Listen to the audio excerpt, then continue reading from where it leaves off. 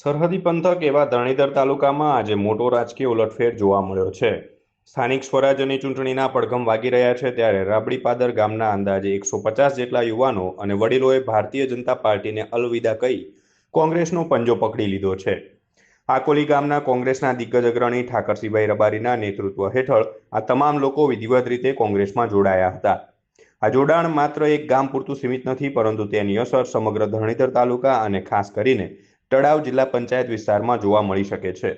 રાજકીય વિશ્લેષકો માની રહ્યા છે કે સરહદી વિસ્તારમાં એકસાથે આટલી મોટી સંખ્યામાં લોકોનું કોંગ્રેસમાં જવું એ ભાજપ માટે મોટો ફટકો સાબિત થઈ શકે છે.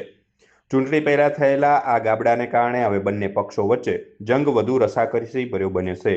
આજે ફોર્મ ભરવા માટેનો કાલનો દિવસ છેલ્લો છે, એટલે આજે 80-90% ફોર્મો બધાના ભરાઈ ગયા છે અને કોંગ્રેસ માટે સામેથી ઉત્સાહથી ટિકિટો માટે લાઈનો લાગી.